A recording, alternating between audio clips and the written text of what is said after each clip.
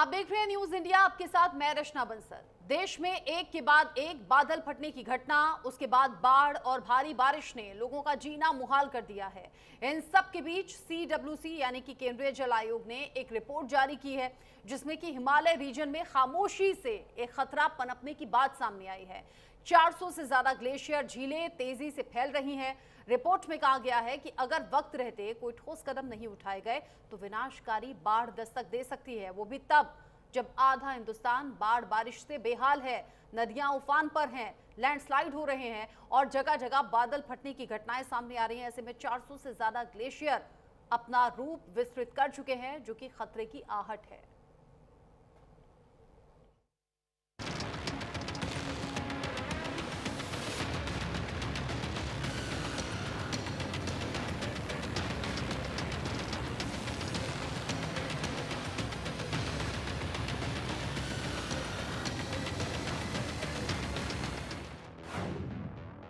देश पर मंडरा रहा भारी तबाही का खतरा।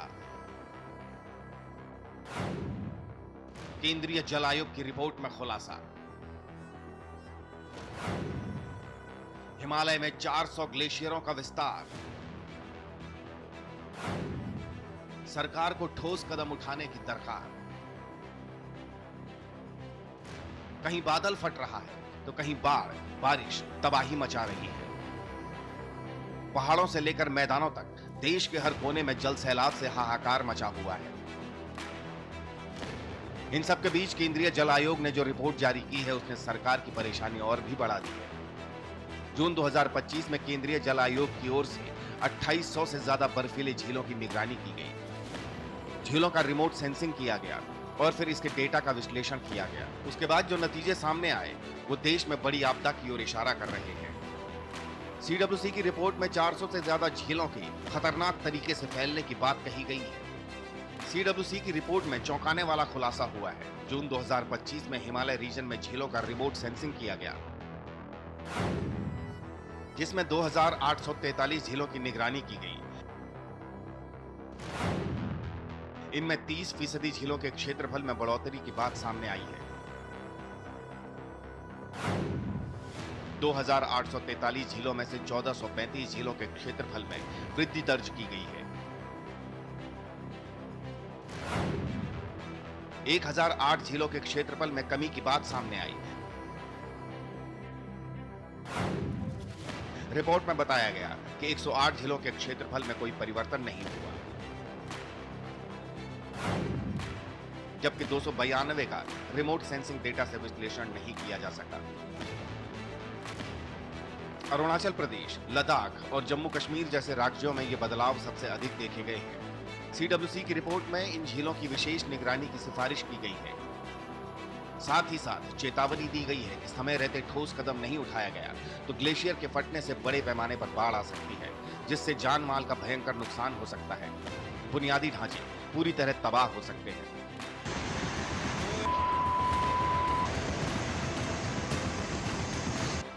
ग्लोबल वार्मिंग ये एक मानव रूपी आपदा है जो इस वक्त पूरी दुनिया में फैली है। प्राकृतिक संसाधनों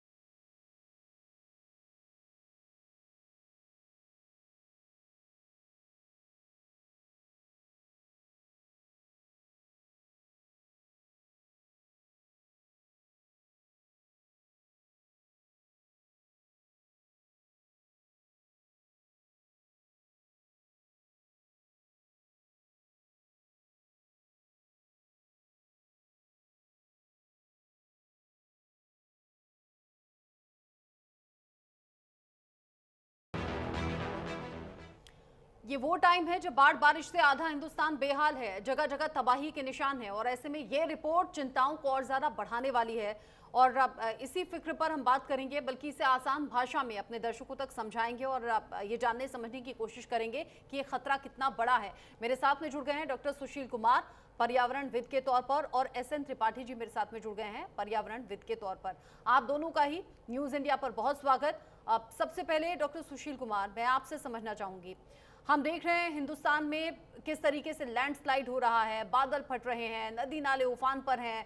पिछले कई सालों का रिकॉर्ड तोड़ते हुए अलग अलग राज्यों से तस्वीरें सामने आ रही हैं। ऐसे में ये रिपोर्ट सामने आना, ये कितना ज़्यादा फिक्र वाली बात है, और आम लोगों के लिहाज से कोई आप ऐसा सजेशन देंगे जो खतरा टल सके?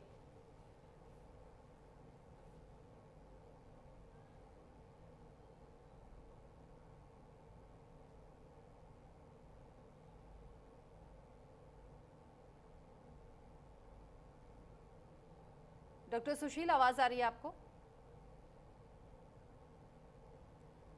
डॉक्टर सुशील तक शायद आवाज नहीं पहुंच पा रही है। SN त्रिपाठी जी का मैं रुख कर लेती हूँ।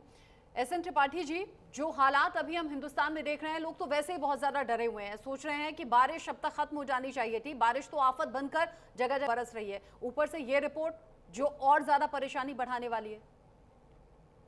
देखिए, रिपोर्ट को समझना पड़ेगा, इससे आतंकित होने की जरूरत नहीं है। कारण नेचर के साथ हमको रहना है, प्रकृति के साथ ही हमें विकास भी करना है, पर्यावरण को सुरक्षित भी करना है। और इसमें अगर हम र्यूमर मॉन्गरिंग करेंगे या फिर फियर सेल करेंगे तो वो अच्छी बात नहीं होगी। लोगों के अंदर अचानक और अनावश्यक भय पैदा होगा। आपके चैनल ने बहुत अच्छा काम किया है, इसके बारे में जानकारी लोगों को जुटाया जाए, बताया जाए कि लोग इससे क्या कर सकते हैं। सरकार का भी रोल है, समाज का भी रोल है, और जिसको हम बोलते हैं बाजार का, जो मार्केट ओरिएंटेड डेवलपमेंट है, उसका भी रोल है।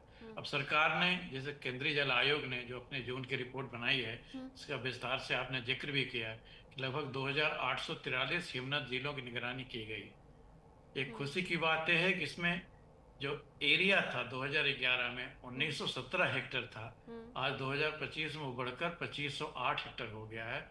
जैसा कि आपने रिपोर्ट में देखा है कि 30% से ज्यादा की वृद्धि हुई है। हाँ। तो जल क्षेत्र के जो संग्रह में वृद्धि हो रही है, लेकिन ऊपर का जो ग्लेशियर है वो टूट के नीचे आके लेक बन जा रहा है। आपकी रिपोर्ट ने खुद बताया कि 1008 क्षेत्रों में क्षेत्रफल की कमी भी दर्ज की गई है। मतलब जो ऊपर वाले एरिया है वहां पानी कम है, नीचे वाले एरिया में पानी ज्यादा है। इससे स्पष्ट हो रहा है कि अगर अचानक कोई विनाशकारी बाढ़ आती है, जिसको हम ग्लेशियर लेक आउटबर्स्ट फ्लड कहते हैं, GLOF की क्षमता कहते हैं, ये अचानक आएगा और इसके लिए हमें तैयारी करनी पड़ेगी। आपने राज्यवार विस्तार से बताया है कि अरुणाचल प्रदेश में अगर 197 झीलें हैं, तो लद्दाख और जम्मू कश्मीर लगभग 200 हैं, सिक्किम में 47 हैं, हिमाचल में 6 हैं, उत्तराखंड में 5 हैं। जरूरत है समझने की ग्लेशियर पिघल क्यों रहे हैं। अगर ग्लेशियर पिघलने को हम सामान्य भाषा में कहें तो ग्लोबल वार्मिंग का चक्कर है। औद्योगिक क्रांति के बाद से पृथ्वी का औसत तापमान लगभग बढ़ रहा है। अभी तो कह नहीं सकते कि औद्योगिक क्रांति नहीं होगी, हम तो मैन्युफैक्चरिंग हब बनना चाहते हैं, बहुत सारी चीज़ों की कोशिश कर रहे हैं। तो विकास भी हो, तरक्की भी हो, तसल्ली के साथ तरक्की हो, सरकार का उद्देश्य हमेशा यही रहता है, इस बार भी यही है। इसलिए हमें आतंकित न होकर अपने विकास के मॉडल को प्रकृति प्रेमी, प्रकृति फ्रेंडली और इन्वायरमेंट फ्रेंडली बनाना पड़ेगा, जिसे हम सरकारी भाषा में कहते हैं जीरो इफेक्ट जीरो डिफेक्ट। ऐसा प्रोडक्ट हो जिसकी क्वालिटी अच्छी हो, और ऐसा प्रोडक्ट और मैन्युफैक्चरिंग प्रोसेस हो जिसका इन्वायरमेंट पर असर कम हो। लेकिन पर्यावरणविद जो लोग बता रहे हैं उसकी भी ध्यान देने की जरूरत है। CWC ने अर्ली वार्निंग दी है इससे सरकार को, और सरकार के द्वारा जुड़े हुए जो कर्मचारी हैं ऊपर से लेकर नीचे लेवल तक, सबको इसके विषय में जागरूकता और जन जानकारी बढ़ाने की आवश्यकता है। कारण बरसात होगी, बादल फटेंगे, बहुत सारे नेचुरल घटनाएं होंगी, ये हम रोक नहीं सकते। जहाँ कुछ नहीं हो रहा वहाँ भी ऐसा हो रहा, तो ऐसा नहीं कि हम अपने को एक्स्ट्रा गिल्टी मान के चलें। लेकिन हाँ, समझदार बनने की जरूरत है, और समझदारी, बुद्धिमानी समझदारी में ही है। आप कह रहे हैं कि ग्लोबल वार्मिंग से जोड़कर, और ये स्कूल टाइम से ही हम लोग पढ़ते आ रहे हैं, ग्लोबल वार्मिंग के रीज़न क्या हैं, कैसे इसे कम किया जा सकता है। और आज की डेट में जो ये रिपोर्ट बता रही है वो बता रही है कि ग्लेशियर से बनने वाली जो झीलें हैं उनका एरिया लगातार बढ़ रहा है। लेकिन आपने कहा बहुत ज़्यादा डरने या फिक्र वाली बात नहीं है, इसी नेचर के साथ में रहना है तो समझदारी से रहना होगा। डॉक्टर सुशील कुमार, लेकिन आज जब हम ग्लेशियर की बात कर रहे हैं, आज जब हम ग्लेशियर से बनी झीलों के बढ़ने की बात कर रहे हैं, तो याद आ रहा है केदारनाथ में आई हुई आपदा। इसलिए भी शायद लोग कोरिलेट कर रहे हैं या फिर डर रहे हैं। आम लोगों के लिहाज से क्या सावधानी होनी चाहिए जो ग्लोबल वार्मिंग के खतरे को भी कम करे और इस रिपोर्ट से डरे भी ना? मेरी आवाज आ पा रही है आपको? आपकी आवाज आ रही है। हाँ, यस। इसमें देखिए, अभी जैसा तिवारी जी ने बताया बिल्कुल सही है। Global warming one of the factor है इसमें, मेजर फैक्टर। और दूसरा इसमें ये भी दूसरा मेजर फैक्टर है ब्लैक कार्बन और धूल का जमाव, यानी वायुमंडलीय प्रदूषण। इससे ग्लेशियर्स की सतह गर्म होती है। और आपने अभी बताया केदारनाथ नहीं, ऋषिगंगा में अभी एवलांच होकर पूरा मलबा लेकर उसने नीचे जो बांध बने थे उन्हें भी बहता हुआ क्षति की थी। तो इसमें हमें ये जानना होगा कि मानसून पैटर्न भी बहुत चेंज हो रहा है। जैसे अभी उत्तराखंड में जो बारिश हो रही है वो ऐसा नहीं कि पूरे उत्तराखंड में बारिश हो रही है, पैटर्न में बहुत ही पॉकेट में बारिश हो रही है। उससे क्या हो गया है कि और जो झीलें हैं, वैसे तो पूरे हिमालय में और आसपास के इलाकों में 30,000 से ज्यादा झीलें हैं और ऊपर ग्लेशियर झीलें हैं। और उन ग्लेशियर में उत्तराखंड में वास्तव में वाडिया इंस्टीट्यूट और दूसरे एजेंसीज ने ये आइडेंटिफाई किया है कि कौन कौन सी वल्नरेबल है। जैसे उन्होंने अभी ये केदारनाथ के अलावा दूसरे बद्रीनाथ के पास में भी जो झीलें हैं उन्हें भी आइडेंटिफाई किया है कि किस तरह से उनसे हम बच सकते हैं। तो ये बहुत इंपॉर्टेंट है। मानसून पैटर्न का बदलाव जो हो रहा है, मल्टी क्लाउड बस्टिंग हो रहा है, उससे तेजी से एकदम से झील बन जाती है और उसके नीचे जो गांव हैं हमें देखना होगा, उन्हें बचाना होगा कि किस तरह से वो उससे वॉश आउट ना हो जाए। तो ये multi cloud bursting, monsoon pattern में चेंज, झीलों का फैलाव, यानी उससे झीलें और वाइड, इसी वजह से वाइड हो रही है और नई झीलें का निर्माण हो रहा है। पुराने ग्लेशियर जो है उनके स्थान पर नई झीलें बन गई, जैसे तेजी से ग्लेशियर पिघल रहे हैं। तो ये हमें सब कुछ देखना होगा और फिर इसे हमें ये समझना होगा कि इसे रोका कैसे जा सकता है। जैसे अभी आपने पूछा कि इसके लिए हमें क्या करना चाहिए। ये अर्ली वार्निंग सिस्टम बहुत इंपॉर्टेंट है, जो कई लोगों ने, कई एजेंसीज ने, वाडिया इंस्टीट्यूट ने वहां पर अर्ली वार्निंग सिस्टम्स लगाए हैं और का निरीक्षण, जैसे अभी और उनका पूरा, जैसे अभी इन झीलों को आइडेंटिफाई किया और बताया कि कितना विस्तार हो रहा है और उसमें से यदि झील आउटबर्स्ट करने वाली है और ग्लो होने वाला है तो उसमें हमें इस तरह से उसके पानी को हम लोग निकासी कर सकते हैं ताकि उसे झील का जो पोटेंशियल है वो थोड़ा सा कम हो जाए और मजबूत बांध बना सकते हैं। या तो और इसमें स्थानीय समुदाय को बहुत उन्हें ट्रेन करना होगा ताकि जो आपदा प्रबंधन के लोग जागरूक हैं उन्हें पता होना चाहिए कि इवैक्यूएशन का और ड्रिल का अभ्यास कैसे हम लोग एकदम से करें और बेसिकली जो संभावित क्षेत्र हैं उनके आसपास बेसिकली ऐसे निर्माण ना करें और पर्यावरण के नियमों का बेसिकली पालन होना चाहिए। तो बहुत इम्पोर्टेंट है, उससे तब हम लोग उससे बच सकते हैं जो आगे आने वाला खतरा। यही नहीं, एक बहुत बड़ा खतरा ये भी है, पूरा ये जोन जो है ये अर्थक्वेक प्रोन है। अभी तीस्ता में 2011 में 18 सितंबर को 6.9 मैग्नीट्यूड का अर्थक्वेक आया, उसमें तीस्ता रिवर का वाटर डबल हो गया। क्यों हो गया? क्योंकि ये लेक वहां पर आउटबर्स्ट हो गई और उसका पानी तीस्ता रिवर में आ गया, उससे बहुत सारे लोगों को उससे क्षति हुई, उनकी डेथ हुई उस तरह से। तो और इस तरह जैसे ऋषिगंगा में मैंने बताया, केदारनाथ में तो बहुत पता ही आपने बताया कि इस तरह से हो रहा है। तो हमें ये भी ध्यान रखना होगा कि जो लेक ग्लेशियर के नीचे ग्लेशियर का पार्ट टूटकर वो भी इमीडिएट भी अफेक्ट करता है, पूरा मलबा उससे साथ में आता है और नीचे जो भी स्ट्रक्चर्स होते हैं, विलेज होते हैं, उन्हें डिस्ट्रॉय करता है। तो वो हमें ध्यान रखना होगा और उसके लिए वर्क करना होगा। हाँ। इस तरह का जैसे तिवारी जी बता रहे थे कि हमें बेसिकली डरने की जरूरत नहीं है, हमें बेसिकली अपने आप को अलर्ट रखने की जरूरत है और हमारे रिपोर्ट्स जो हमारा जो सिस्टम होगा, जो अर्ली वार्निंग सिस्टम होगा, हाँ। उस पर 24/7 निगरानी रखने की जरूरत है। अच्छा, इससे पहले एसएन त्रिपाठी जी, आप ये बोल रहे थे कि जो एरिया बढ़ा है झीलों का, क्योंकि हम जल संकट के बारे में सालों से सुनते आ रहे हैं, समझते आ रहे हैं और ये बताया जाता है कि पानी की कमी धरती पर हो रही है। आपने कहा ये जो जल संग्रह के लिहाज से है ये तो एक तरीके से अच्छी खबर है, लेकिन क्या वक्त के साथ साथ अगर ये एरिया बढ़ता है, झील बढ़ती है, तो क्या ये चिंता वाली बात भी हो सकती है? नहीं, चिंता की बात अवश्य है, इसको मैं नहीं कह सकते हल्के में लेना ठीक नहीं होगा। अदरवाइज इसके और भयानक परिणाम होंगे। जैसे आपने बोला है कि सर्वनाश या सत्यानाश की तरफ बढ़ रहे हैं, तो इसके लिए हमें जानकारी तो और जानकारी को साझा करने की भी जरूरत है। जैसे आपने कहा कि जल संकट हो सकता है, हिमालय क्षेत्र को एशिया का जल मीनार कहा जाता है, it is water tower of Asia. यहाँ के ग्लेशियर करोड़ों लोगों को पानी उपलब्ध कराते हैं। अगर चीन और भारत, पाकिस्तान और नेपाल और हम इधर अपने आसपास के पड़ोसियों को ले लें, तो लगभग 3 अरब लोगों को पानी हमको हिमालय क्षेत्र से मिलता है। देखिए, रिपोर्ट बता रही है कि 2023 में हिमालय में बर्फबारी पिछले 23 साल के सबसे निचले स्तर पर रही है। मतलब अगर ऊपर बर्फ नहीं बनेगी तो नए ग्लेशियर्स नहीं बनेंगे, और जब ग्लेशियर्स सारे पिघल जाएंगे तो पानी का संकट अपने आप होगा। इसलिए हमें इस दिशा में काम करना पड़ेगा। और ग्लेशियर क्यों पिघलते हैं, इस पर भी जानकारी आपने जैसा कि पहले पूछा था कि होता क्यों है। सभी जानते हैं ग्रीन हाउस गैसेस CO2 या ये जो जो जैसे जैसे वातावरण में गर्मी को ट्रैप कर लेते हैं, उससे ग्लेशियरों का तापमान बढ़ जाता है। जब तापमान बढ़ेगा तो उनका पिघल जाएगा और वो पानी नीचे आके विभिन्न प्रकार की समस्याएं करता है। खाली बरसात का पानी नहीं है, बरसात के पानी को मैनेज करने के लिए रिवर ड्रेनेज है, लेकिन जब ये ग्लेशियर पिघलते ये आके नीचे आते हैं और सडनली आते हैं, तब क्लाउड बर्स्ट और ग्लेशियर दोनों मिलकर एक नई परिस्थिति का निर्माण करते हैं। आपने बताया आपने पूछा इसका समाधान क्या है, तो जलवायु परिवर्तन के लिए जो जो कारण जिम्मेदार हैं उन सब पक्षों पर हमें काम करना पड़ेगा, सरकार स्तर पर और समाज स्तर पर।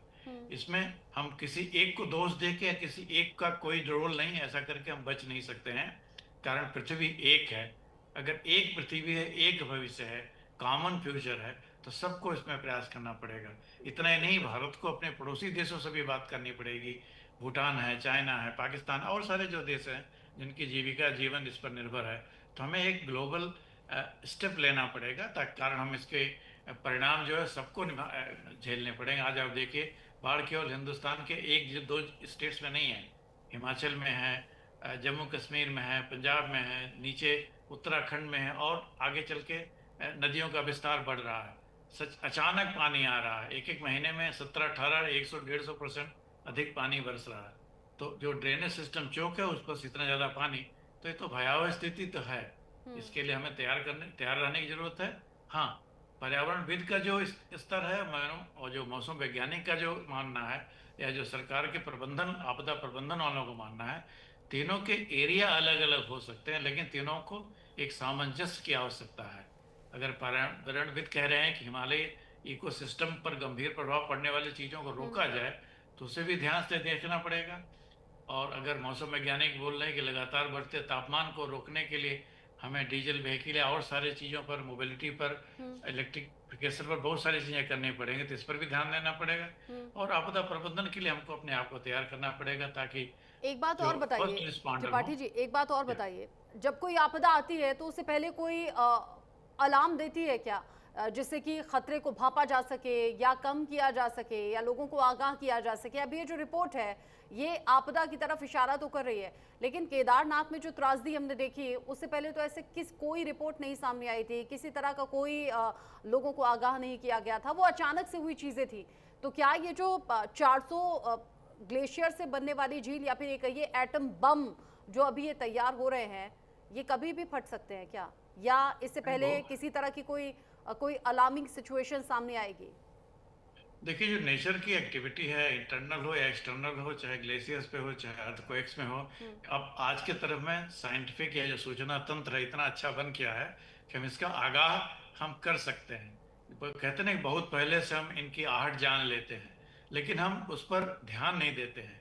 जो वैज्ञानिक जो फोरकास्ट करते हैं उस पर कभी कभी ध्यान नहीं दिया जाता है, तो इसको हम अचानक बोल देते हैं। मेरा मानना है कि नेचर में अचानक कुछ नहीं होता है, सब कुछ धीरे धीरे अपने हिसाब से होता है। हाँ, अगर हम साइंटिफिक टेक्निक से उसको हम पढ़ सकें, और जिसकी टेक्निक आज हमारे भारत में है, जैसे हमने सुनामी को देख रखा है, हम अर्थक्वेक को प्रेडिक्ट नहीं कर सकते लेकिन प्रोटेक्ट कर सकते हैं, बाढ़ को हम बहुत अच्छे तरीके से प्रेडिक्ट भी कर सकते हैं, और बाढ़ के लिए नियंत्रण न से लेकिन बाढ़ से प्रभावित क्षेत्रों को हम मैनेज कर सकते हैं। तो ऐसा नहीं कि इतना अचानक है कि कुछ नहीं हो सकता।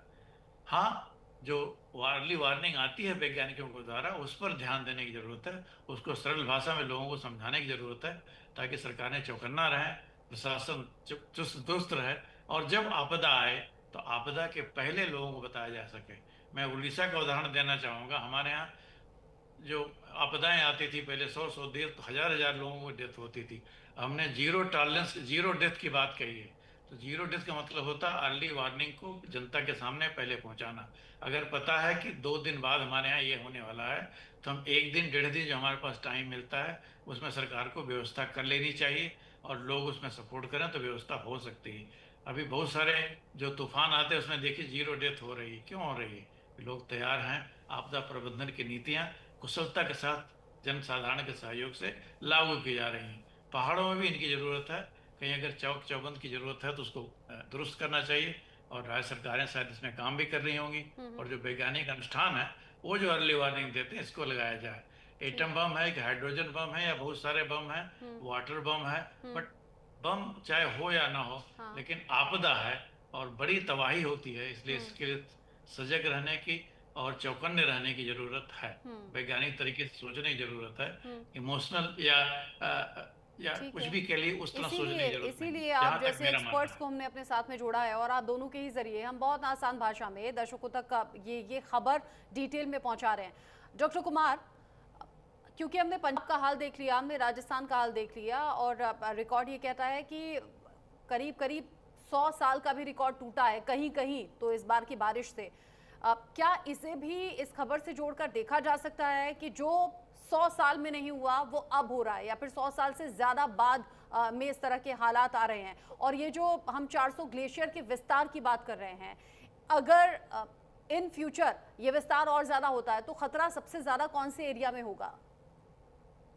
देखिए, हिमालय एक्चुअली में यंग माउंटेन्स है और उसमें ये मानिए आप कि उसमें जो स्लोप्स हैं वो भी बहुत ज़्यादा स्टीप है, यानी 45 डिग्री से ज़्यादा, 30 से 45 डिग्री की स्लोप्स है। कुछ भी पानी भी नीचे आता है तो वो फ्लो के कारण इतना स्पीड हो जाती है उसकी कि जैसे आपने देखा अभी जो थराली में हुआ कि इतना ज़्यादा वो मटेरियल लेकर ऊपर से आया थराली में और उससे सारा फिर गांव को, थराली को वॉश आउट कर दिया उसने। तो इस तरह के जो कैचमेंट हैं, इस तरह की जो सिचुएशंस हैं हिमालय में, उन्हें आइडेंटिफाई करना बहुत जरूरी है। नहीं तो जैसे थराली में पता ही नहीं कितनी डेथ हुई, अभी इतना मलबा वहां पर पड़ा हुआ है। तो अभी हमें, जैसे आपने ऑलरेडी, जो हमारा काम और आसान हो गया है कि उन्होंने आइडेंटिफाई कर लिया है कि भाई कितनी वर्नेबल झीलें हैं और उनमें प्रॉब्लम हो सकती है, तो उनकी पहचान हो चुकी है ऑलरेडी। तो हमें बेसिकली जो अर्ली वार्निंग सिस्टम अभी लगाए जा रहे हैं, जैसे उसमें अलार्म होता है, सेंसर होता है, सैटेलाइट आधारित निगरानी, समय से पूर्व यानी चेतावनी देने के पूरे सिस्टम में अभी हम लोगों ने किया है, इसमें ये हो गया है। और उसमें हमें ये ध्यान रखना होगा, जैसे आपने बताया कि जो अभी तिवारी जी ने बताया कि किस तरह से उसे सेव करना है, यानी उस वाटर को कैसे उसका पोटेंशियल उसमें कम करना है ताकि वो आउटबर्स्ट ना हो। और आजकल ये भी देखने में आता है कि जो ग्लेशियर एवलांच होते हैं उसमें वो ग्लेशियर्स में जो झीलें बनी हुई हैं, ये इसमें ग्लेशियर गिरता है और जैसे अभी केदारनाथ में हुआ था चोराबाड़ी लेक में, वो वॉश आउट हो गया और पूरा पानी नीचे आ गया और पूरा का पूरा गांव ही उसमें बह गया। तो इस तरह की जो सिचुएशंस हैं, क्योंकि अभी ग्लोबल वार्मिंग और जो अभी तिवारी जी ने बताया कि जो अभी नया सिस्टम में हर घर में टीवी है, हर आदमी के पास में गाड़ी है, तो जो हमारा जो एनवायरनमेंट है वो पूरी तरह से इस तरह से वो चेंज हो रहा है। इसी तरह से जैसे अभी पहले देखेंगे हिमालय में कि भागीरथी और भिलंगना, उनका कैचमेंट कितना होगा वाटर का, मुश्किल से मीटर्स में होगा, पर अभी टिहरी झील बनने से क्या हो गया कि वो किलोमीटर्स में हो गया, यानी 20 किलोमीटर बाई 30 किलोमीटर, इतना ज्यादा वाटर उसमें आ गया। तो जो एवोपरेशन होता है, जो नमी ऊपर जाती है और बाद में फिर वो क्लाउड फॉर्म में होती है, तो वो स्टीप उनकी स्लोप होने के कारण क्या होता है कि वो पॉकेट्स में एकदम से वॉश आउट हो जाती है, जैसे मल्टी क्लाउड बस्टिंग जिसे कहते हैं, यानी 100 मिलीमीटर वर्षा 1 घंटे